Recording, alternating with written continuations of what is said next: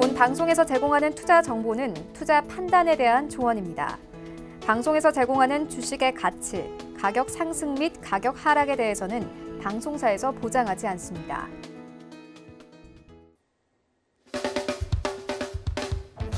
안녕하세요. 수익을 말하다 이재한입니다. 이 시간에는 시장의 이면을 살펴보고 투자 전략을 세워보는 시간입니다. 시장이 상당히 급박하게 움직입니다. 조정의 말미에 들어왔다라는 부분을 말씀드렸는데 계속해서 섹터별 혹은 시장 간 혹은 미국 증시와 우리 증시 간의 엇박자가 계속해서 나옵니다. 이럴 것이다라고 예측하고 들어가면 거의 안 맞는 게 요즘 시장의 특징인데 보통 이렇게 예상과 다른 흐름, 보통 이제 제가 엇박자라고 말씀을 많이 드리는데 이런 엇박자가 계속해서 나오면 일단은 시장의 변곡이다라고 좀 보시면 됩니다. 그만큼 이제 시장에서 뭔가 가려야 될 부분이 많다라는 부분인데 우리 시장은 지난 한 주 시장이 좀 어려울 때 오히려 경기 회복과 관련되어 있는 종목들이 강하게 상승하는 모습을 좀 보여줬고 오늘은 다시 시장의 여건이 나쁘지 않았는데 오히려 경기 회복 관련되어 있는 종목들은 급등 후에 조정에 지금 들어가는 모습이고 반면 그동안 굉장히 낙폭이 컸었던 IT 업종과 자동차 업종에 반등이 좀 나오는 하루였습니다. 우리가 지금 아마 시청자분들께서 제일 궁금하신 부분들은 경기회복 관련주, 지난주에 급등했고 올 초에도 지금 좋은 모습을 보였다가 조정에 들어가는데 이걸 어떻게 해석을 해야 되는가라는 부분, 그 다음에 IT 종목들 그리고 자동차 종목들이 오늘 반등이 나왔는데 과연 이제 이 반등이 상승으로 이어지면서 주도주로 복귀할 것이냐 아니면 기술적인 반등에 그칠 것이냐 아마 이런 부분들이 가장 궁금해 하실 겁니다. 시장을 작년처럼 업종 전체를 놓고 딱 끝과 시작을 말씀드리기는 올해 증시는 상당히 어렵습니다. 이제 그만큼 많이 복잡해졌고 유동성 장세도 많이 진행이 되었기 때문에 지금은 이제 누구나 다 알고 있는 이런 유동성 장세에서 어떤 종목을 상승을 시키고 또 종목을 조정을 시키고 차익 실현을 시킬 것인가라는 부분은 눈에 보이는 드러나는 부분으로 만들기는 이제 쉽지 않다라는 거예요. 그렇게 되면 우리가 보통 알고 있는 뭡니까? 시장에서 뭔가 예상하지 못한 엇박자 혹은 우리들 개인들을 좀 기만할 수 있는 행위들 이런 부분들이 이제 본격적으로 많이 등장하게 된다는 거고 올해는 특히 이런 부분들이 굉장히 강하게 나올 가능성이 큽니다.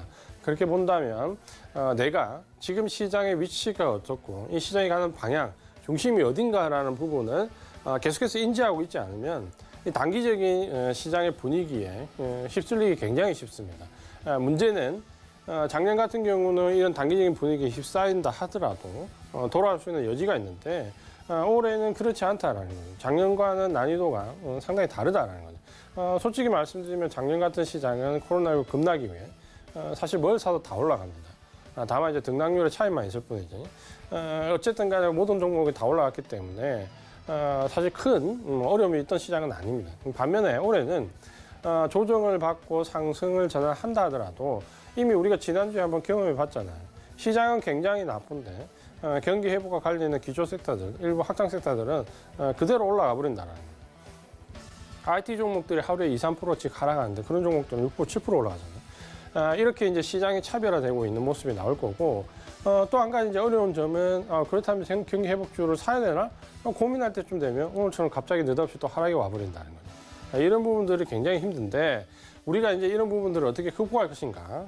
일단은 시장의 지금 현재 이슈와 중심이 어디에 있는지 먼저 살펴보도록 하겠습니다. 지금 현재 시장을 좀 보면 일단 지금 현재 먼저 시장의 중심 이슈들을 좀 보셔야 됩니다. 중심 이슈들을 좀 보셔야 되는데 지금 현재 가장 크게 우리가 우려하는 부분들이 있습니다. 그러니까 지금 현재 보면 시장을 보면 분위기상 느끼는 체감은 좋지 않다라는 거예요. 체감은 좋지 않은데 시장은 생각보다 내려가지 않는다는 거예요. 그러니까 오늘 같은 경우도 체감은 굉장히 나쁜데 느닷없이 외국인들은 주식과 선물, 옵션 다 매수했다 그러죠. 그러면서 시장이 상승하는 모습을 보였고 그러면서 굉장히 지금 분위기를 익히기 어렵습니다. 먼저 악재부터 먼저 한번 살펴볼게요. 일단 지금 계속해서 나왔던 부분이 미국 국채 장기금리 상승에 대한 부분, 너무 단기간에 가팔랐다라는 부분인데 한 2주 전부터 계속해서 장기 국채 금리는 사실 그렇게 많이 내려오지 않았어요. 근데 IT 종목들은 더 크게 하락하지 않고, 그러니까 뭔가 국채 금리 상승에 따른 증시의 반영도가 민감도가 조금씩 떨어지고 있다 그렇죠. 그러니까 국채 금리가 상승을 한다 하더라도 IT 종목들이 급락하는 그런 모습은 아니다라는 거죠. 그러면서 이제 점점 민감도가 떨어지면서 어느 순간에 가면 이제 이게 점점 이제 호재로 인식이 되겠죠. 당연히. 그러니까 만약에 아마 이런 생각이 많이 드실 겁니다. 지난주에 증시를 보면 우리 증시가 굉장히 어려웠는데 갑자기 시장이 굉장히 어렵다가 지난주부터 경기 회복과 관련된 종목들이 느닷없이 계속해서 상승한다 그랬죠. 왜 이렇게 상승하는가라고 본다면 결국 그 경기 회복과 관련 있는 종목들은 뭡니까? 금리는 사실 그렇게 많이 떨어지지 않았거든요.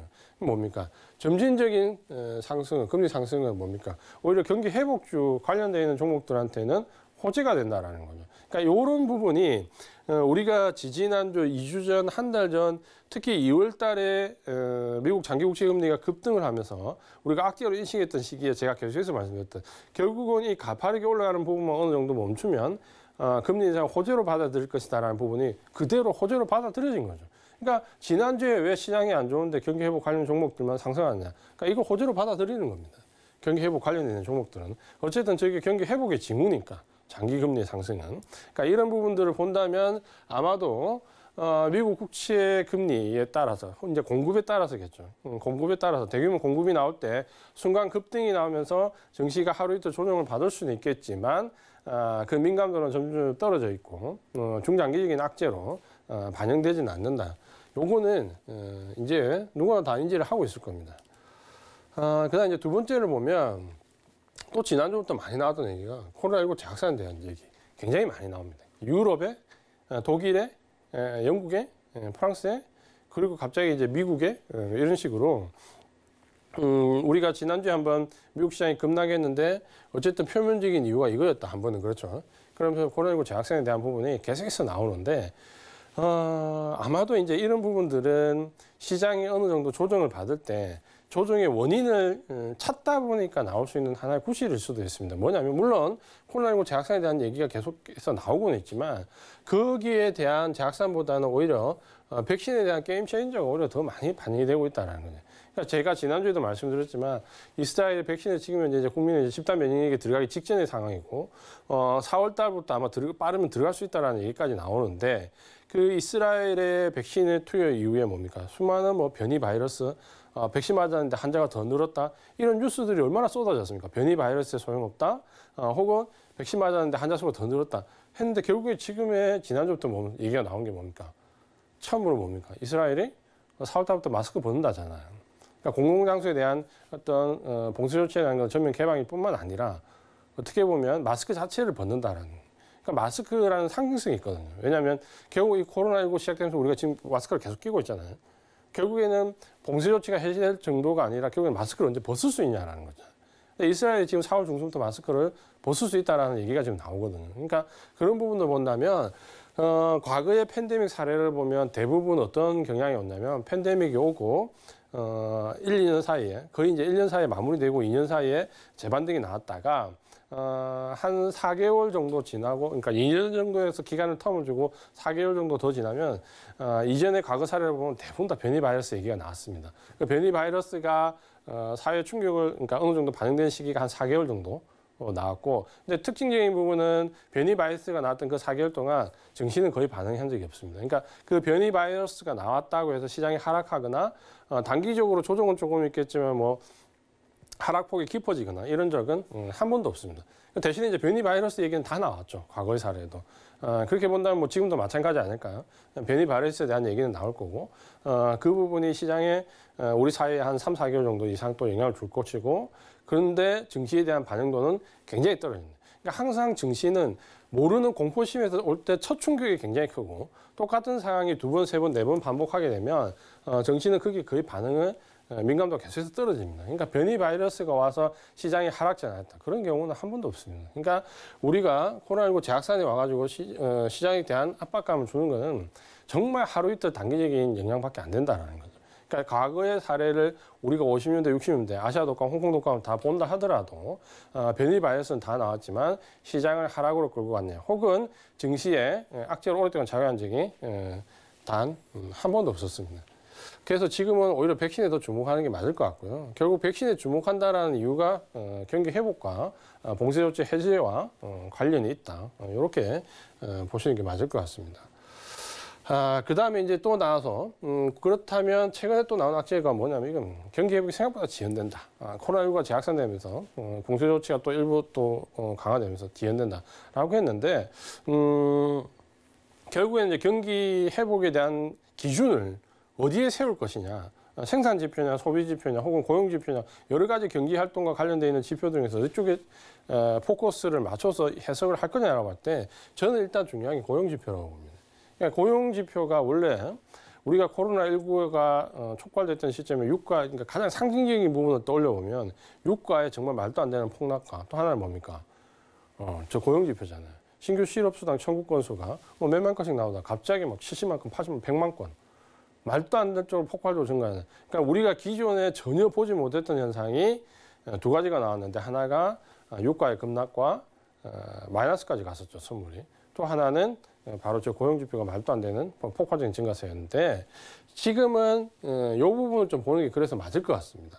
그래서 최근에 저도 이제 유가 흐름을 자세히 좀 많이 보고 있는데 등락폭은 좀 크지만 유가가 그렇게 이전처럼 뭐 마이너스 내려갈 정도 그런 정도의 공포심은 없는 거고 또 한 가지는 지난주에 이제 고용지표 보면 처음으로 미국의 신규 실업수당 청구 건수가 70만 가까이 내려갔죠. 코로나19 이후에 처음으로. 물론 이제 예상치보다 좀 낮게 나온 적은 있지만 절대 건수가 이제 그렇게 내려간 적은 처음이다 그렇죠. 그러면서 그런 부분들도 절대 건수가 처음으로 그 정도 내려갔다라는 부분에서 어느 정도 분명히 우리가 경기 회복이 지연될 것이다, 코로나19 재확산될 것이다 여러 가지 우려감이 있지만 알게 모르게 뭡니까? 정확하게 펀더멘탈을 나타내는 지표는 바뀌고 있다라는 거죠. 다만 그 바뀌는 게 다른 뉴스에 묻힌다는 거예요. 그 어떻게 보면 그런 펀더멘탈과 관련되어 있는 지표들이 굉장히 상징성이 큰데 미국 국채 장기 국채금리 상승, 코로나19의 재확산, 경기 회복이 지연되고 있다는 이런 뉴스들, 우려감들 때문에 오히려 그런 펀더멘탈적인 비표가 제 생각에 좀 묻히고 있지 않나. 그렇게 좀 본다면 결국에는 경기 회복이 지연된다? 생각보다 조금 더 지연될 수 있겠지만 분명히 지표는 하나씩 우리가 생각한 대로 개선되어 가고 있다라는 거예요. 이 부분을 본다면 저 부분도 너무 우리가 악재로 과연 증시를 끌어내릴 만큼 되느냐 그렇지는 않다라는 거죠. 그렇게 보셔야 될 것 같고 그렇다면 이제 지금 현재 악재는 사실 어떻게 보면 좀 공색합니다. 그러니까 우리가 처음에 나왔던 그런 시장을 끌어내릴 만한 악재로 본다면 지금 2월 달부터 계속해서 한 2달 정도 반영됐던 미국 국채 장기 국채 금리 상승, 가파른 상승 이 부분도 이제는 가파르다라는 부분만 좀 빠지면 어느 정도 상승이 용인되고 증시도 좀 호재로 받아들일 수 있는 이제 어느 정도 텀이 됐다는 거죠.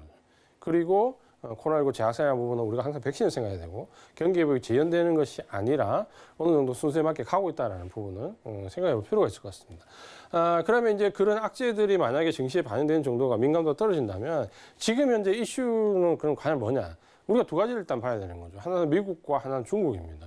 결국에는 미국과 관련되어 있는 금리의 이슈가 나왔는데 시장이 무너진 건 중국이다 그렇죠. 그러면서 이제 두 개를 다 동시에 봐야 되는 상황이 들어와 있는 거죠. 그러니까 장기 국제 금리 상승에 따른 우려감은 미국에서 나왔고 실제 증시 폭락은 중국에서 나왔고 그러니까 두 쪽을 다 봐야 되겠죠. 지금은 다 비교를 해봐야 되는데 미국에서 지금 보는 건 일단 고용지표 개선 쪽에 지금 굉장히 촉각을 세우고 있습니다. 이번 주 금요일 날에도 아마 이제 고용지표가 발표가 되는데 저거에 대한 지금 시장의 포커스가 굉장히 많습니다. 집중이. 미국이 지금 아마 이번 주 금요일 휴장일 건데 저게 반응이 안 될 건데 저게 어떻게 나오냐에 따라서 아마 단기적으로 그러니까 큰 흐름은 바뀌지 않겠지만 단기적으로 좀 빨리 더 크게 급등할 수 있느냐라는 부분이 아마 여기서 이번 주 금요일 날 어느 정도 윤곽이 나올 것 같습니다. 그 다음에 이제 고용지표만큼 중요한 게 미국은 소비지표인데 사실 지난주에 발표된 소비지표가 생각만큼 좋지는 않았습니다. 근데 사실 제가 좀 더 인상적으로 봤던 부분은 뭐냐면 그때도 지난주에도 소비 지표가 중요하다는 얘기를 많이 했는데 만약에 소비 지표가 그 정도 나왔을 때 사실 시장이 약하다면 지난주에 완전히 주저앉을 수 있는 상황이거든요. 근데 오히려 그날 낙폭을 빠르게 만회하면서 장중에 만회하면서 거의 회복해버렸거든요. 그러면서 나온 이유가 소비 지표가 나빴던 건 미국의 폭설의 영향으로 일시적인 현상이다. 이렇게 이제 시장이 해석하면서 소비 지표가 안 좋은데도 불구하고 시장은 빠르게 회복이 됐거든요. 그 말은 맞든 안 맞든 일단 시장의 체력이 우리가 지난 1월 이후부터 2월, 3월 조정을 받았던 때와 비교하면은 상당히 매수세가 어느 정도 강해져 있다. 이 부분은 분명한 것 같습니다. 그러니까 악재를 어느 정도 줄일 수 있고 사실 우리가 1월달, 2월달 조정 받을 때 뭡니까? 어떤 호재가 나와도 계속해서 시장이 눌려졌잖아요. 근데 지금은 호재는 호재대로, 악재는 악재대로 반영되는 정도가 어느 정도 시장 균형을 맞추고 있다라는 거죠. 그렇게 본다면 소비 지표도 우리가 너무 나쁘게 볼 필요는 없다. 그 다음 이제 여기 고용 지표와 함께 또 이번 주에 오늘 중요한 부분. 이제 미국의 대규모 인프라 구축과 관련되어 있는 바이든 대통령의 발표가 있죠. 지금 현재 이제 예상하기로는 한 2조 달러 정도의 인프라 구축을 할 건데 굉장히 큰 금액입니다. 그러니까 지금 현재 대규모 경기 부양책이 1조 9천억 달러인데 그걸 좀 넘는 금액이다 그렇죠. 그걸 넘는 금액이 이제 인프라, 보통 이제 인프라 구축이라고 하면 뭐 우리가 잘 알고 있는 건설을 위주로 해가지고 대규모 뭐 토목공사라든지 여러 가지 시설 기반 시설을 하잖아요. 거기에 이제 관련된 수혜주가 뭐 철강이나 기계나 건설이나 그러니까 이런 쪽에 혜택을 보는 거잖아요. 그러니까 이런 종목들이 미국도 상당히 좀 흐름이 좋았는데 어쨌든 오늘 이제 바이든 대통령이 거기와 관련된 인프라 구축과 관련된 부분에서 연설을 할 예정인데 제가 보는 포인트는 이제 한 가지입니다. 뭐 어차피 2조 달러 정도 규모로 진행된다는 것은 이미 알려졌잖아요. 그런 수준에서 얘기하면 그냥 평이한 수준 될 거고 단기적으로는 그 부분 때문에 좀 상승했던 부분들이 재료가 노출되면서 한 뭐 며칠 조정받을 수 있겠죠. 근데 우리가 착각한 부분은 며칠 조정받다가 그 종목들은 당연히 올라가는 거죠. 내려가는 게 아닙니다. 그렇죠. 어쨌든 인프라 구축에 대한 혜택을 입는 거니까. 그 다음에 이제 예상 외에 2조 달러 정도라고 예상을 했는데 지금 이제 어제 2, 3일 전부터 뉴스가 나오는 게 뭐 한 3조 달러로 1.5배 증액될 수 있다라는 부분인데 만약에 이제 3조 달러 정도 증액이 된다라고 나오면 그런 종목들은 이제 내일 굉장히 강한 상승이 나올 수 있겠죠. 그러니까 그런 시점에 지금 들어와 있다라고 본다면 아마 미국의 지금 이슈는 결국 이번 주는 고용 지표랑 인프라 구축과 관련되어 있는 이 두 가지 이 부분이 가장 시장에 단기적으로 크게 영향을 줄 것 같습니다. 물론 이제 이런 부분들은 뭡니까? 시장의 큰 방향은 경기 회복이라는 방향이고 그 방향을 가속화시키거나 좀 더 빠르게 앞당길 수 있다는 관점으로 이해를 하시는 게 맞을 것 같습니다. 이거 안 된다고 해서 경기 회복 안 되는 건 아니다 그렇죠. 좀 딜레이 될 뿐이지 너무 민감해할 필요는 없습니다. 그 다음에 이제 중국인데 사실 최근에 이제 중국 증시를 좀 잘 봐야 됩니다. 왜냐하면 결국에는 지금 현재 우리 글로벌 증시가 1월 중순 이후에 조정을 받아서 들어왔던 부분에서 어떻게 보면 이제 그 각 국가의 대장주들 있잖아요. 그러니까 각 글로벌 증시도. 뭐 작년 같으면은 누가 뭐라고 해도 글로벌 증시의 대장주는 나스닥이잖아요. 대형 기술주들 앞서요. 그러니까 나스닥 끌고 왔다면 지금 현재 1월 달 이후에 글로벌 증시가 조정받는 대장은 누가 뭐라고 해도 중국입니다. 중국 상해 종합 증시. 왜냐하면 중국이 결국 글로벌 장기국채 금리 상승에 따른 조정이 들어갈 때 가장 낙폭이 크게 들어왔다 그랬죠. 최근에 이제 기술적으로 보면 중국이 미국에서 금리 인상 얘기가 나오자마자 이 정도 떨어졌다가 이제 바닥을 좀 잡아가는 그 구간에 들어와 있다 그러죠. 여기서 이제 만약에 중국이 바닥을 잡고 올라간다면 제가 봤을 때 글로벌 증시는 거의 완연하게 상승입니다. 왜냐하면 지금 현재 미국 증시는 어때요? 미국 증시는 지금 중국 증시가 바닥권에서 급락이 이후 이제 바닥을 잡아간다면 미국 증시는 지금 대부분 굉장히 큰 폭의 상승에 들어가는 구간에 들어와 있습니다. 이미 결국에는 조정의 빌미는 미국에서 나오고 실제 조정은 중국에서 받았다 그렇죠. 그러면서 미국 증시는 이런 모습, 중국 증시는 이런 모습인데 결국 중국 증시만 바닥을 잡아주고 올라간다면 글로벌 증시는 크게 문제가 없이 상승 기조로 들어갈 수 있습니다. 문제는 시장 전체가 이제 작년처럼 모든 섹터를 다 끌고 올라가지는 않겠죠. 그러니까 주요 섹터들, 유동성에 힘을 받는 핵심적인 섹터들 위주로 이제 올라가겠죠. 그래서 지금 중국에서 이제 지금 우리가 생각해야 될 부분이 뭐냐면 일단 우리가 조정받을 때 나왔던 얘기 중에 하나가 긴축 우려입니다. 그러니까 결국에는 금리가 상승되면 그동안 저금리 규제에서 굉장히 방만하게 운영했던 부실한 쪽이 위험 시그널을 받게 되는데 그게 바로 중국의 제가 말씀드렸던 뭐 지방 정부라든지 혹은 공기업이라든지 이런 쪽에 몰리다 보니까 중국이 뭡니까? 그렇다면 이제 미리 선제적으로 우리가 긴축을 해야 되겠다라는 게 지금 현재 우리가 3월 초 중반에 글로벌 증시 조정받았던 이유거든요. 그러니까 2월 달에 미국의 장기 국제 금리 상승에 대한 우려감을 조정받았다면 3월 한 초 중반이 넘어서면서부터는 중국이 긴축을 할 수 있다는 우려 때문에 또 조정을 받았거든요. 그러니까 이게 맞물리는 구조인데 이 두 가지가 해결이 돼야 이제 글로벌 증시가 완전히 상승 쪽으로 가는데 일단 긴축 우려는 상당히 좀 완화가 됐습니다. 그러니까 왜냐하면 중국 정부에서 지금 저거를 할 수 있는 사실 여건이 안 됩니다. 그러니까 지금 현재 코로나19 급락기 이후에 중국이 어느 정도 대처가 됐다 해도 여기서부터 이제 경기 부양을 해서 생산과 소비를 끌어내야 될 시점인데 끌어내지도 못했는데 바로 긴축에 들어갈 수 있는 그렇지는 않다라는 거죠. 그러다 보니까 이런 부분은 어떻게 보냐면 어느 정도 경고성 시그널이죠.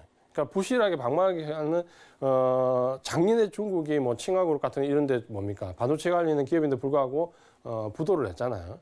보통 이제 중국 정부에서 뒤에서 봐주기 때문에 부도는 없다 이렇게 생각했는데 작년에 나오면서 이제 충격을 받았잖아요. 그게 이제 시그널인 거죠. 부실한 부분에 대한 시그널을 주는 정도고 무조건 긴축 완화로 들어갈 수 있는 그런 여건은 안 된다는 거죠.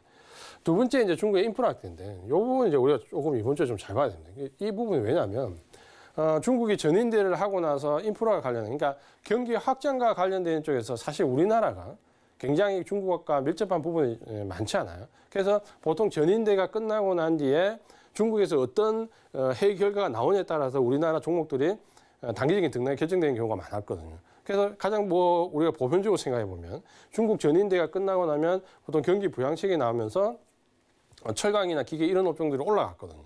경기 부양 기대감으로. 근데 이번에는 조금 특이한 현상이 왔죠. 뭐냐면 중국의 전인대에서 지금 어느 정도 긴축에 대한 부분을 갖고 가야 되니까 예전처럼 아주 강하게 경기 부양에 대한 발언을 하지 않았어요. 그러다 보니까 실망감에 대한 매도 물량이 좀 나온다. 실망에 대한 매도 물량. 그 실망에 대한 부분이 어디서 많이 나냐면 철강 쪽에서 많이 나왔는데 철강 쪽에서 많이 나왔는데 철강이나 뭐 기본적으로 경기 부양과 관련돼 있는 인프라 구축과 관련된 쪽에서 다른 섹터들도 많이 나왔는데 그래서 사실 우리 증시가 예를 들면 포스코 같은 경우가 지지난주하고 조정을 받을 때 이 영향을 좀 받았거든요. 그래서 중국 쪽의 인프라 구축이 생각보다 많지 않다라는 얘기가 나오자마자 그래서 조정을 받아서 개인들이 많이 팔았는데 팔고 나니까 중국 인프라 문제가 아니라 미국 인프라가 등장하면서 일거야 기계나 철강을 다 끌어올려 버렸죠. 그러니까 주식이 어렵다라는 거죠. 그러니까 전통적으로 여기에 포커스를 맞췄어야 되는데 지금은 오히려 미국 쪽에 포커스를 맞추면서 어차피 큰 관계가 없이 우리나라 내부적인 문제의 종목들인데도 불구하고 종목들에 대한 등락이 상당히 다르게 나왔다는 거예요. 그러면서 이 부분에 대한 우려감이 나는데 지금은 다시 해석이 반대로 바뀌었죠. 그래서 호재로 인식됩니다. 호재로 바뀌었습니다. 그리고 이제 중국이 가장 공을 들이고 있는 게 이겁니다. 이거. 그러니까 지금 현재 중국이 이번 전인대에서 가장 강조했던 부분이 보통 때는 이 부분이었는데 올해는 이 부분입니다. 그러니까 소비증진 정책. 왜냐하면 지금 현재 코로나19가 굉장히 위축되어 있기 때문에 생산을 늘리고 펀더멘탈적인 게 늘리는데 지금 현재 중국의 한계가 좀 있거든요. 그러다 보니까 뭡니까? 가장 표면적으로 성과를 낼 수 있는 부분, 소비증진 정책입니다. 그러다 보니까 우리나라의 일부 소비재 관련 종목들이 지금 신고가를 형성한 종목들이 있습니다. 아모레퍼시픽 같은 종목. 신고가 형성하는데 그 자체의 소비재의 뜻도 있지만 또 한 가지는 뭡니까? 여기에 힘을 많이 받고 있다 그렇죠. 중국이 결국에는 소비정책 정책으로 중국 관련된 소비재들이 어느 정도 상당한 혜택을 입을 것이다라는 기대감이 나오면서 우리나라 소비주들 일부도 지금 이제 좋은 모습을 보이고 있다 그렇죠. 그런 이유에서 지금 이제 주가 흐름이 좋은 거다 이렇게 보시면 될 것 같고 그렇게 보신다면 미국도 마찬가지지만 중국도 마찬가지지만 결국에는 지금 두 나라 다 지금 생각하는 가장 포커스는 결국에는 뭡니까? 결국 이걸 쉽게 어렵게 제가 설명을 드렸지만 결국 쉽게 얘기하면 뭡니까?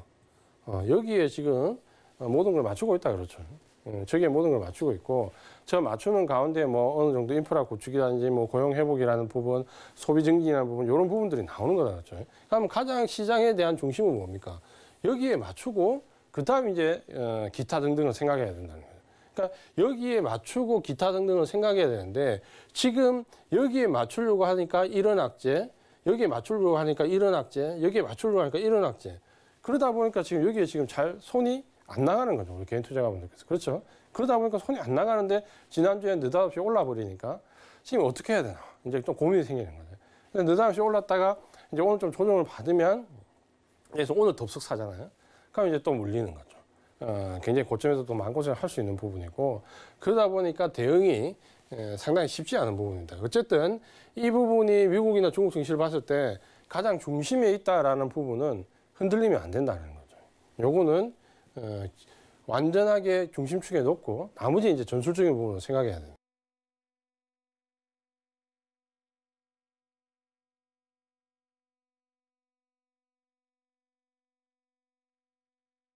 아마 이제 이런 생각이 가장 많을 겁니다. 왜 지금 현재 어렵냐면 오로지 지금 현재 우리 개인 투자가 분들께서 생각하는 부분은 무조건 이겁니다. 본전 회복. 물려있는 종목들 전부 어떻게 본전을 만들까요? 여기에 지금 온 신경이 가 있다. 그러면서 이제 본전 회복의 가운데 커다란 중심은 경기 회복이 아니라 이제 본전 회복에 있는 거죠. 우리 개인 투자분들은. 그러니까 본전 회복에 있고 그 다음에 이제 생각하는 부분은 뭐냐면 시장을 놓고 보면 코스닥이죠. 코스닥. 지금 생각하는 부분. 왜냐하면 코스피는 대형주고 대형주는 등락률이 적기 때문에 내가 이걸 가지고 회복을 하려면 일단 코스닥에 있는 중소형주가 급등해 주는 거예요. 여기에 대한 기대감을 상당히 갖고 있고 또 방송에서 일부는 뭡니까? 지금 조정기간에서 어려우니까 코스닥에 순환매가 들어올 것이다. 이런 얘기를 많이 하는 거예요. 그러다 보니까 이제 내가 회복할 수 있는 길은 여기다. 여기서 급등주를 잡는 거다. 과연 이제 여기 코스닥에 순환매가 들어올 거냐? 상당히 의문입니다. 상당히 의문.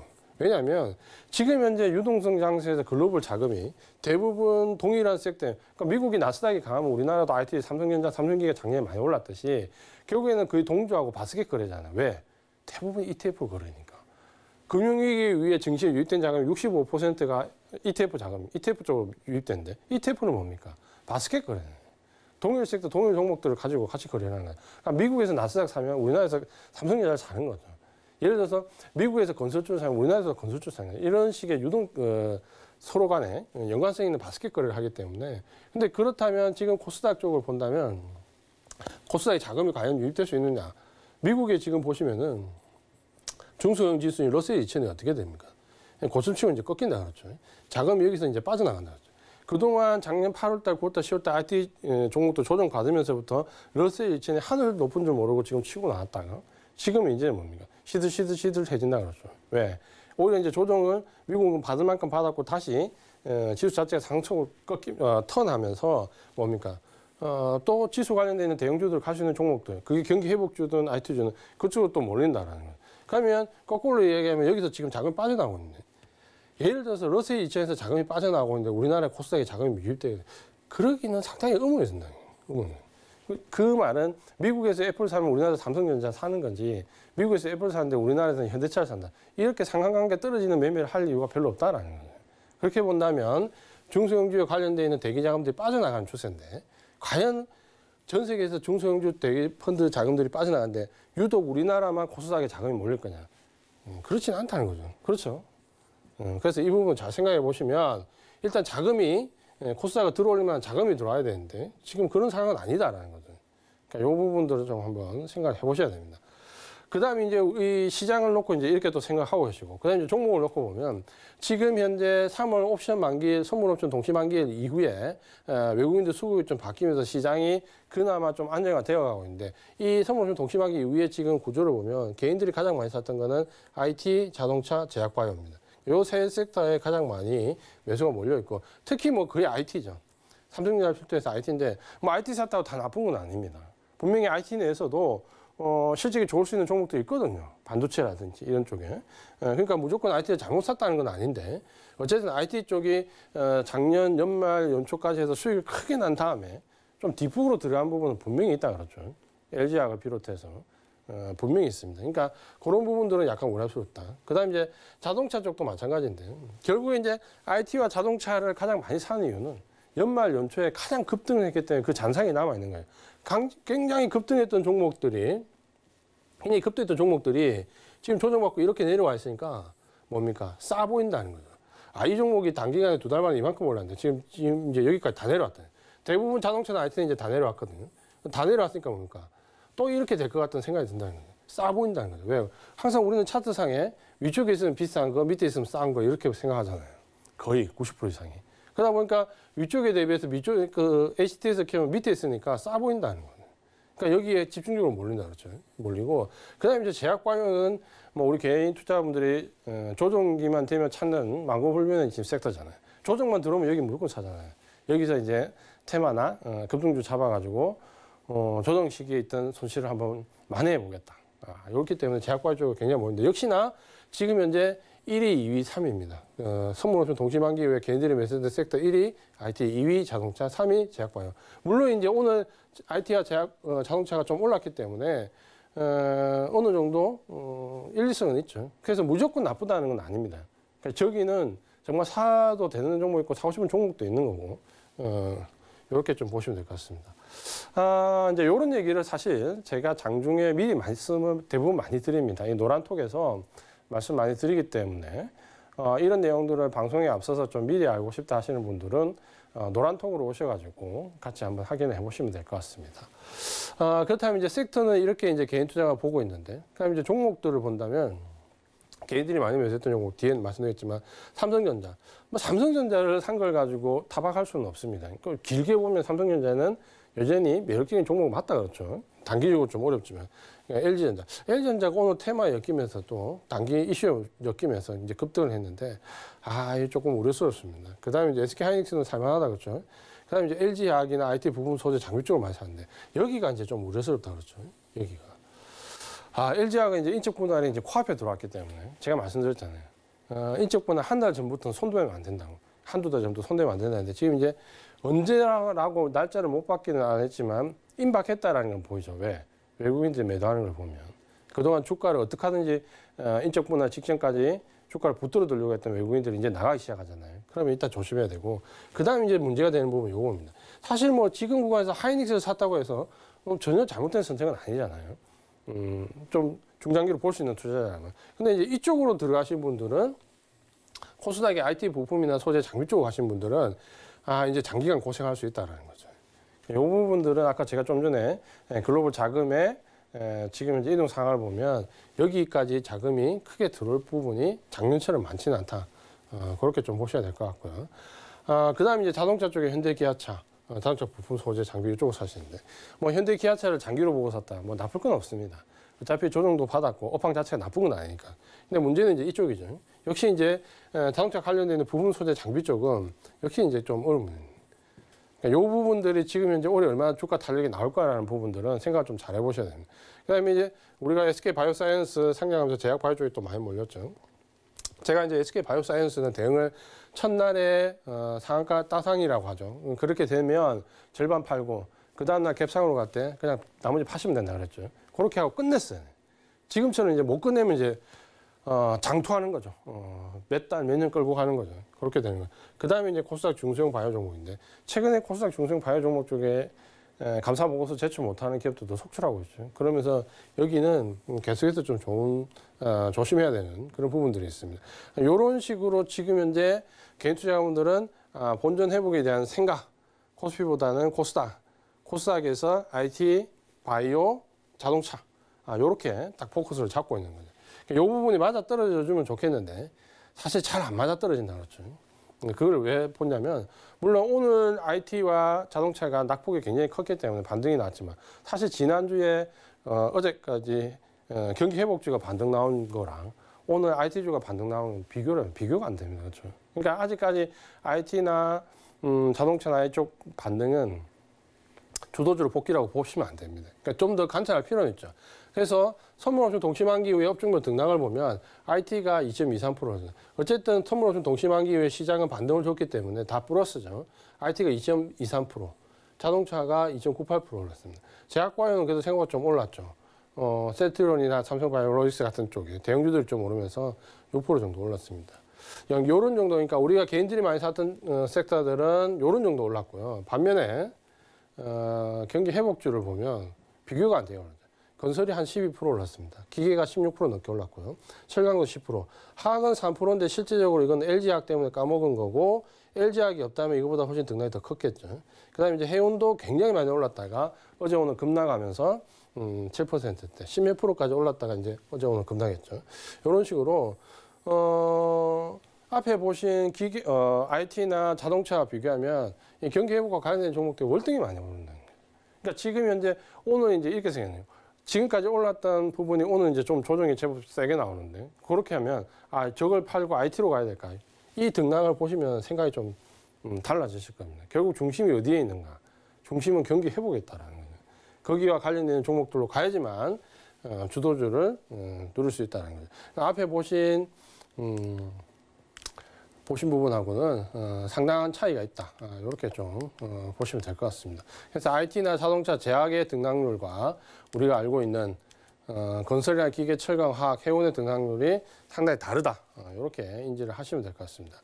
그 다음에 이제 이 섹터를 가지고 최근에 제가 좀 전에 아까 앞에 철강에 말씀드렸는데 뉴스를 우리가 개수하면서 굉장히 많이 보는데 뉴스는 현재 상황을 얘기하는 겁니다. 그러니까 뉴스가 미래를 예측해 주거나 혹은 과거를 분석하거나 물론 이제 과거는 어느 정도 분석하겠지만 그걸 세밀하게 하지 않잖아요. 단지 현재 나와 있는 상황을 가지고 얘기한다는 거예요. 그러니까 대표적으로 지금 이제 제가 작년 10월 달에 똑같은 얘기를 했어요. ITG를 놓고 그때 기억나실 겁니다. IT 닷컴 버블 제가 기사를 다 발췌를 해왔었잖아요. 자, 이런 뉴스들 보면 IT 종목 못 사는데 10월 달에 지금은 IT도 사야 됩니다. 얘기했잖아요. 마찬가지인데 지금 어떤 현상이 오냐면 지금 철강업종을 놓고 보면 아까 앞에 말씀드린 것처럼 계속해서 악재만 나옵니다. 악재만 나옵니다.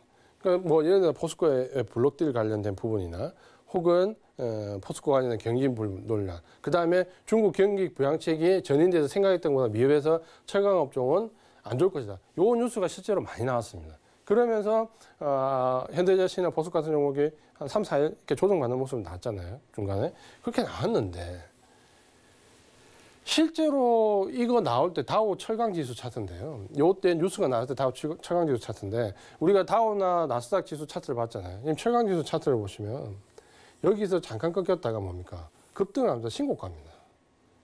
그러니까 굉장히 강하게 지금 경기 회복과 관련된 섹터들은 굉장히 강하게 나가요. 그러니까 지금 현재 이 다우의 철강지수 차트는 다우 지수나 예를 들어서 나스닥 지수와 비교하더라도 월등히 강합니다. 그러니까 실제로 뉴스는 이렇게 나와서 개인들은 철강을 못 사는데 실제로 철강주는 이렇게 되고 있다. 그러니까 이런 현상이 작년 10월 달에도 마찬가지고 지금도 마찬가지예요. 그러니까 조정의 어느 정도 말미에 정도 가면 개인들이 살 수 없는 뉴스들이 많이 나옵니다. 왜? 뉴스가 잘못했다는 게 아니고 뉴스는 그 현상에 지금 있는 현상에 대해서 설명을 하니까. 근데 그러니까 주가는 어떻게 돼요? 철강은 인프라 구축과 경기 회복과 관련해서 미래를 가지고 지금 올라가는 거잖아요. 그러니까 미래를 가지고 올라가는 종목이 현재에 나와 있는 뉴스를 가지고 대비를 하면 못 사는 거예요. 그래서 작년에 10월 달에 마찬가지로 IT 종목 못 샀잖아요.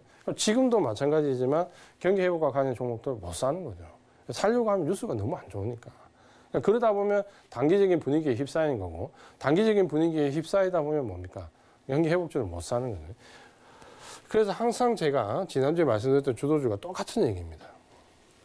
그래서 외국인 실제 종목을 뭘 샀냐 보면 외국인들은 선물옵션 동시만기에 샀던 일종의 쇼커버링이 많습니다. 그러니까 지금 현재까지는 쇼커버링이 많기 때문에 아주 능동적으로 지금 매수를 하고 있다. 그렇지는 않죠. 대신에 몇몇 선별적으로 종목을 매수하는데 하이닉스 샀고요. SK텔레콤 샀고 삼성전자 샀고 요거는 워낙 매도가 많이 되기 때문에 어느 정도 쇼커버링 들어갔던 부분이 있고 요거는 쇼커버링과 매수가 좀 섞여 있는 것 같고 SK텔레콤은 단기적인 이슈가 들어왔다 갔죠. 이건 뭐 단기적인 이슈니까 너무 길게 보시는 건 아닐 것 같고요. 그 다음에 이제 NC소프트, 셀트리온, 아모레퍼시픽, KB금융, 뭐 소재 관련된 종목, 금리 인상 관련된 종목. 그러니까 대체적으로 보면 쇼커버링 물량이 더 많아요. 그러니까 본격적으로 조정 말기에 가면 상승할 때 미리 쇼커버링이 들어오는 공매도 환매가 많이 있거든요. 그러니까 지금은 그런 공매도 환매 정도. 그렇게 보면 어떻게 보면 아직 기회는 있다 그렇죠. 쇼커버링 이후에 아직까지 급등이 나온 건 아니니까 그렇게 보시면 될 것 같고요. 그 다음에 이제 기간이 우리가 연기금이 많이 팔기 때문에 굉장히 어렵다 했는데 사실 요즘에 기간이 굉장히 단기 스윙을 많이 합니다. 그리고 수익률도 괜찮아요. 물론 이제 급하게 올랐다 급하게 내려가는 게 있어서 그렇지만 보시면은 기관이 많이 샀던 종목은 건설, GS건설, 철강, 그다음에 두산인프라, 기계, 경기 회복 관련 종목들과 거의 일치한다 그렇죠. 그러니까 저 종목들이 단기간에 수익도 굉장히 좋습니다. 그다음에 보시면 한국조선해양, 금호석유, DLENC 역시 이제 뭐 건설 관련 있고 포스코 보시면은 최근에는 기관들이 경기 회복과 관련되는 종목들을 많이 샀고 그 종목들이 수익이 꽤 좋습니다. 근데 제가 생각하는 부분은 뭐냐면 저 종목들이 좋긴 좋은데 기관이 사는 종목은 급하게 오르는데 또 급하게 내려옵니다. 그러면 지금 현재 예상하는 우리가 보통의 일반적으로 경기 조정 말기의 수급을 보면 기관들이 먼저 경기 회복 관련 종목, 작년 같으면 IT 종목도 끌어올리고 이걸 단기 차익 실현할 때 여기서 외국인이 받아줘야 됩니다. 그러니까 여기서 외국인이 받으면 이제 그 다음부터 큰 상승이 나오거든요. 그러니까 지금은 제가 봤을 때 대부분 경기 회복 관련 종목이 뭐 지난주도 단기 급등했잖아요. 여기 정도 들어왔어요. 여기 정도 들어왔고 그다음에 오늘 지금 기관들이 차익 실현하잖아요. 차익 실현하면서 조금 눌릴 거고 그 다음에 여기서 외국인이 받을 때 이제 진짜 또 상승이 나오겠죠. 그러면 좀 롤링을 할 수 있으면 단기로 조금 비중을 줄였다가 여기서 다시 비중을 확대하면 될 거고. 나 그런 거 못하겠어 하면 그냥 지고 있으면 됩니다. 사타 파타 안 하면 되는 거고. 이렇게 좀 보시면 될 것 같고요. 요거 기관이 매수하고 외국인이 받아가는 거는 거의 대세 상승에서 주도주는 항상 저런 모습을 보였습니다. 뭐 특별하지는 않다 그렇죠. 요 얘기는 제가 이 강의 수익을마다 강의 시간에만 한 5번 정도 드렸던 것 같아요. 그 다음에 개인들이 많이 샀던 종목 볼까요? 역시 대부분은 IT나 이쪽에서 삼성전자, LG화학 다 IT 쪽으로 샀다 그렇죠. 삼성전자는 뭘 나쁜 종목은 아닙니다. 단기적으로 조금 기간 조정을 많이 거치기 때문에 시간 좀 걸리겠죠. 굳이 근데 지금 현재 삼성전자를 꼭 사야 되겠느냐. 장기로 보시는 분들은 계속해서 분할로 사시는 것은 좋고요. 다만 자금의 한계가 있는 개인들이 예를 들면 이런 거죠. 오늘 뉴스 보니까 삼성전자 9만 원 회복 가능한 거 아니에요. 그럼 지금 현재 8만에서 9만 원 가면 한 10% 정도 남짓한 수익인데 이걸 기대하고 우리가 주식을 하네. 주식을 10% 정도 기대하고 왜냐하면 우리가 잠재적인 손실이 10%가 넘는데 기대 수익률이 10%면 이게 속칭 얘기하는 장사가 되겠냐고요. 잃는 폭이 10%가 넘는데 먹을 폭이 10%라면 안 된다 그렇죠. 그러니까 뭐 지금 오늘 뉴스에 많이 나온 것처럼 9만 원 회복한 듯 지금 8만에서 9만 원 가지고 10% 먹자고 주식을 한다. 리스크가 큰 상품을 거래를 한다. 그러기는 어렵다 그렇죠. 그러니까 메리트가 떨어진다는 거고 뭐 LG화학은 제가 충분히 말씀을 드렸고 네이버도 지금 이제 왔다 갔다 장기적인 물론 시각은 괜찮지만 단기적으로는 매물 압박을 계속해서 좀 받고 있다 그렇죠. IT 쪽이. 그 다음에 이제 많이 샀던 게 역시 현대차, 삼성 SDI, 하이닉스, 삼성전자, 우. 여기서 예를 든다면, 삼성 SDI 같은 경우는 최근 가격대에서 조금씩 분할로 접근하는 건 괜찮습니다. 2차 전지와 관련해서 제가 최우선으로 생각하는 종목이기 때문에 분할로 조금씩 접근하는 건 괜찮고, 하이닉스 같은 걸 샀다고 해서 뭐 크게 남을 거 없죠. 대부분의 IT 종목들이 지금 이제 이런 상태인데, 하이닉스는 그렇지 않아요. 하이닉스는 지금 이 상태입니다. 그러니까 고점권에서 지금 현재 등락을 보이고 있기 때문에 어떻게 보면 IT 대형 중에서 가장 강한 종목 중에 하나죠. 그러니까 하이닉스는 반도체 사이클과 관련해서 충분히 고려를 해볼 만하다. 그렇게 보면 개인들이 매수한 종목에서는 뭐 꽤 사볼 만한 종목도 있고 굉장히 어려움에 갇혀 있는 종목들도 있고 혼재되어 있다 그러죠. 그렇게 보셔야 될 것 같고요. 그 다음에 이제 제가 이게 3주째 지금 보여드린 차트인데 제가 왜 이 그림을 계속 가져나왔냐면 지난주에 느닷없이 경기 회복 중에 상승할 때 보세요. 경기 회복 기초 섹터들. 철강이나 화학이나 이쪽에서 먼저 뛰었더니 기계나 이쪽에 먼저 뛰고 그 다음에 뭡니까? 건설이나 조선이나 해운들 여기서 주 방법으로 뛰는 거죠. 그리고 여기서 뭡니까? 롯데칠성이나 아모레퍼시픽 같은 그리고 지금 뛰었죠. 그러면서 이제 IT 레벨 섹터가 오늘 SK하이닉스나 삼성 SDI나 반등이 나왔죠. 그러면 제가 이 그림을 3주 전에 보여드렸는데 3주 전에 그리고 저번 주에도 제가 보여드렸고 어때요? 그 사이클에서 크게 벗어나나요? 사실 크게 안 벗어난다 그렇죠. 내가 만약에 이걸 다 가지고 있다면 여유 있지 않을까? 이게 좀 올라가고 난 다음에 조정받으면 이게 좀 올라가고 이게 좀 조정받을 때 올라가면 이게 올라가고 제가 종목을 보통 말씀 잘 안 드리는데 어떻게 보면 오늘이 개편전의 마지막 시간이기 때문에 저한테 말씀드린다면 결국 마찬가지잖아요. 여기서 포스코가 올라가고 두산 마켓이 올라가고 나면 그 다음에 여기서 뭡니까? ACMM이나 예를 들어서 한국조선해양 같은 게 올라가고 그 다음에 이제 경기 회복 섹터로 들어가면서 뭡니까? 아모레퍼시픽이나 이런 게 또 올라갈 수 있는 거잖아요. 그러면서 이쪽에서는 뭡니까? SK 하이닉스나 이런 종목들 또 결국에는 계속해서 돌면서 올라가면 그냥 보는 게 낫죠. 여기서 단기 매매를 계속해서 하시는 것보다 비중 조절만 조금 이익이 벌어지면 비중을 좀 줄였다가 또 조정받고 내려오면 비중을 좀 늘렸다가 이러면서 뭡니까? 사고 팔고 하면서 대신 전량 매수하면 못 사는 거죠. 예, 그러면 부분적으로 사고 파면서 뭡니까? 50%, 60%, 70%, 80%, 100% 수익까지 가는 거잖아요. 주도주 거래는 항상 그렇거든요. 그러면 제가 3주 전에 보여드렸던 여기서 거의 제가 봤을 때는 별로 벗어나지 않는 것 같아요. 그러니까 그런 부분들을 본다면 요 사이클, 그러니까 언제 사야 되나요? 라고 계속 물어보는데 저한테 물어보실 필요가 없어요. 이거 그냥 이해하시면 그 사이클에 맞춰서 그냥 사시면 됩니다. 그래서 경기업 기초섹터는 철강, 화학, 기계, 제가 말씀드렸잖아요. 저 섹터들이 먼저 올랐죠. 그 다음에 뭡니까? 건설조선, 해운은 제가 빼버린 이유가 가격적인 HMM 같은 경우, 그 다음에 페노신 같은 경우는 가격적인 부분에 좀 부담감이 있습니다. 왜냐하면 제가 좀 전에 말씀드렸던 것처럼 HMM 같은 경우는 뭡니까? 감자를 했기 때문에 실제 지금 가격은 20만 원대 이상이다 그렇죠. 그러니까 가격에 대한 부담, 단기 이익에 대한 부분이 있기 때문에 좀 그렇다도 건설이나 조선은 계속해서 상승과 조정하면서 계속 올라가죠. 학생 섹터 쪽으로. 그렇게 보시면 될 것 같고. 그 다음에 이제 소비 섹터 같은 경우는 뭐 롯데칠성 같은 경우, 그 다음에 아모레퍼시픽 두 개 다 가지고 가기는 지금 이제 사실 소비 섹터가 뒤쪽이기 때문에 좀 어렵기 때문에 선택을 해야 된다면 뭐 그냥 어느 걸 선택하시더라도 둘 다 신고가니까 어느 걸 선택하셔도 될 것 같고, 그렇게 보시면은 이쪽이 계속해서 또 받아서 올라가고, 그럼 기초 섹터, 확장 섹터, 소비 섹터 내 포트에 저게 다 들어와 있다면 요게 올라갈 때 요게 좀 쉬고 요게 좀 쉴 때 요게 올라가고 계속 그런 선순환 구조로 간다 그렇죠. 조정 말미에 결국에는 제가 봤을 때는 이런 포트가 구성이 되어 있어야 됩니다. 그리고 이제 IT 쪽에는 제가 제안 드렸잖아요. 계속해서 요 정도만 보라고. 여기에 조금 더 여유 있으면 MLCC까지. 계좌에 좀 현금 여유가 있다고. 없다면 일단 무조건 반도체하고 2차전지 위주로. 나머지 계속해서 물어보는 게 OLED 디스플레이 어떤가요? 휴대폰 어떤가요? 그 다음에 5G 어떤가요? 물어보시는데 어쨌든 이게 시장 수익률만큼은 올라갈 수 있겠죠. 시장 수익률만큼은 올라갈 수 있겠지만 근데 시장 수익률로 훨씬 넘어가는 주도 섹터가 될 수 있느냐. 그러니까 작년하고는 좀 다르다는 거예요. 굳이 이거 볼 바에는 여기까지 현금을 투입할 바에는 그냥 경기 회복 쪽에 현금 투입하는 게 더 낫다 그렇죠. 그나마 요 두 개는 나중에 어느 정도 그걸 넘어설 수 있는 가능성이 좀 있기 때문에 섹터 자체가 레벨업이기 때문에 좀 보는 거고, 그러면 좀 전에 말씀드렸던 그 섹터들이 내 포트에 다 결국에 조정 기간에 해야 될 게 제가 뭡니까? 주도주로 넘겨라, 주도주로 교체라 하는 게 뭡니까? 이 네 가지 섹터를 다 가지고 있으라는 거잖아요. 그럼 얘가 상승하고 돌아가면서 뭡니까? 그러면서 3월, 4월, 5월, 6월, 7월, 8월 올해 연말까지 가는 거죠. 저 섹터들이. 그럼 여기에 들어가지 않은 섹터들은 어떻게 되는데요? 어떻게 되겠냐? 못 올라가는 거죠. 안 올라가는 게 아니라 그냥 못 올라가는 거예요. 왜? 그게 유동성장의 특징입니다. 유동성장이 처음에 형성될 때와 유동성장이 무르익어가지고 어느 정도 실적 장세로 들어갈 때는 항상 이런 움직임을 보였습니다. 뭐 특별하지도 않아요.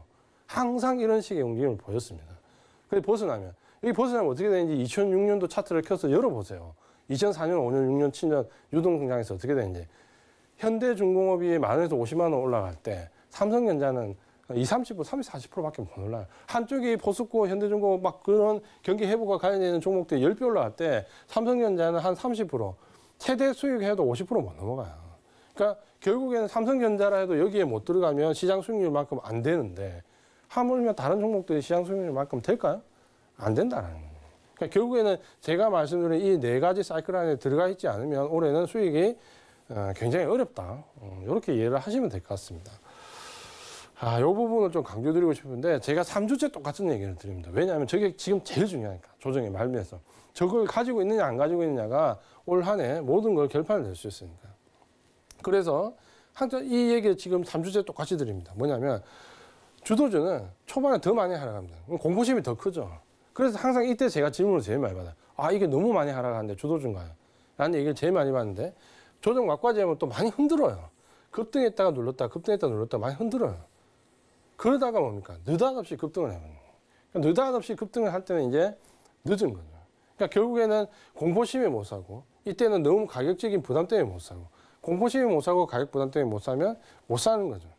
예, 그러면서 수급으로 분석하시는 분들이 많은데 그 수급을 잘 분석해야 됩니다. 제가 계속 강조드리죠. 뭐냐면 매수와 매도 물량을 반복해서 나오기 때문에 전체적인 총량에서 매수 비중이 어느 정도인지 매도 비중이 그중에서 어느 정도 나가는지 꼭 체크를 하면서 체크를 하면서 파악을 하셔야 됩니다.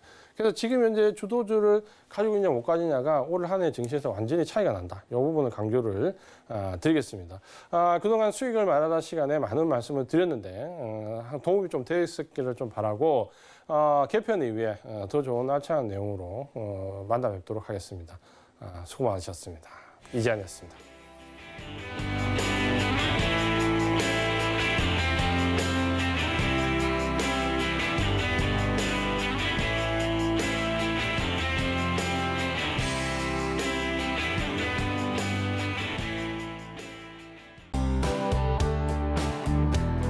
본 방송에서 제공하는 투자 정보는 투자 판단에 대한 조언입니다. 방송에서 제공하는 주식의 가치, 가격 상승 및 가격 하락에 대해서는 방송사에서 보장하지 않습니다.